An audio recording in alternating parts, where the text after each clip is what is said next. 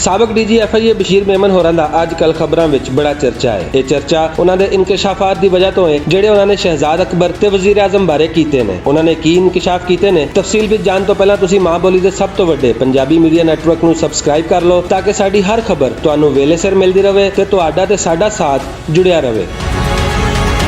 ਬਸ਼ੀਰ ਮੇਮਨ ਦਾ ਆਖਣਾ ਹੈ ਕਿ ਜਸਟਿਸ ਕਾਜ਼ੀ ਫਾਇਜ਼ ਈਸਾ ਦੇ ਖਿਲਾਫ ਇਨਕੁਆਇਰੀ ਲਈ ਸ਼ਹਿਜ਼ਾਦ ਅਕਬਰ ਨੇ ਉਹਨਾਂ ਨੂੰ ਆਖਿਆ ਤੇ ਫਰੋਗ ਨਸੀਮ ਨੇ ਇਸ ਇਨਕੁਆਇਰੀ ਦੀ ਹਮਾਇਤ ਕੀਤੀ। ਵਜ਼ੀਰ ਆਜ਼ਮ ਨੇ ਉਹਨਾਂ ਨੂੰ ਆਖਿਆ ਕਿ ਹਿੰਮਤ ਕਰੋ, ਤੁਸੀਂ ਇਹ ਸਭ ਕੁਝ ਕਰ ਸਕਦੇ ਹੋ। ਬਸ਼ੀਰ ਮੇਮਨ ਨੇ ਇਹ ਵੀ ਆਖਿਆ ਕਿ ਉਹਨਾਂ ਉੱਤੇ ਨਵਾਜ਼ ਸ਼ਰੀਫ, ਸ਼ਹਿਬਾਜ਼ ਸ਼ਰੀਫ, ਮਰੀਮ ਨਵਾਜ਼, ਹਮਜ਼ਾ ਸ਼ਹਿਬਾਜ਼, ਸ਼ਾਹਿਦ ਖਾਕਾਨ, ਰਾਣਾ ਸਨਾਉल्ला, ਮਰੀਮ ਔਰੰਗਜ਼ੇਬ, ख्वाजा आसफ, खुर्शीद शाह, मुस्तफा नवाज खोखर, असफन यार वली ਤੇ ਅਮੀਰ ਮਕਾਮ ਨੂੰ ਗ੍ਰਿਫਤਾਰ ਕਰਨ ਲਈ ਦਬਾਅ ਪਾਇਆ ਗਿਆ ਸੀ। ਬੈਰਿਸਟਰ ਸ਼ਹਿਜ਼ਾਦ ਅਕਬਰ ਹੋਰਾਂ ਨੇ ਤਾਂ ਬਸ਼ੀਰ ਮੇਮਨ ਨੂੰ 50 ਕਰੋੜ ਹਰਜਾਨੇ ਦਾ ਨੋਟਿਸ ਭਿਜਵਾ ਦਿੱਤਾ ਹੈ ਤੇ ਦੂਜੇ ਹਕੂਮਤੀ ਅਹੁਦੇਦਾਰਾਂ ਦਾ ਆਖਣਾ ਹੈ ਕਿ ਬਸ਼ੀਰ ਮੇਮਨ ਝੂਠੇ ਇਲਜ਼ਾਮ ਲਾ ਕੇ ਆਪਣੀ ਕੋਈ ਅਗਲੀ ਨੌਕਰੀ ਪੱਕੀ ਕਰਨ ਦੇ ਚੱਕਰ ਵਿੱਚ ਨੇ। ਕੌਮੀ ਅਸੈਂਬਲੀ ਵਿੱਚ ਆਪੋਜੀਸ਼ਨ ਲੀਡਰ ਸ਼ਹਿਬਾਜ਼ ਸ਼ਰੀਫ ਦਾ ਆਖਣਾ ਹੈ ਕਿ ਉਹਨਾਂ ਤਾਂ ਪਹਿਲੇ ਹੀ ਨੈਬ ਤੇ ਨਿਆਜ਼ੀ ਗੱਠਜੋੜ ਬਾਰੇ ਦੱਸਿਆ ਸੀ ਤੇ ਇਹਨਾਂ ਇਲਜ਼ਾਮਾਤ ਤੋਂ ਬਾਅਦ ਇਸ ਗੱਲ ਦਾ ਸਬੂਤ ਵੀ ਮਿਲ ਗਿਆ ਹੈ। ਮਰੀਮ ਨਵਾਜ਼ ਨੇ ਆਪਣੇ ਬਿਆਨ ਵਿੱਚ ਆਖਿਆ ਹੈ ਕਿ ਸਿਆਸੀ ਇੰਜੀਨੀਅਰਿੰਗ ਵਾਸਤੇ ਸਰਕਾਰੀ ਇਦਾਰਿਆਂ ਦਾ ਇਸਤੇਮਾਲ ਕੀਤਾ ਜਾ ਰਿਹਾ ਹੈ ਤੇ ਵਜ਼ੀਰ ਆਜ਼ਮ ਆਪਣੇ ਦਫ਼ਤਰ ਦਾ ਵੀ ਗਲਤ ਇਸਤੇਮਾਲ ਕਰ ਰਹੇ ਨੇ।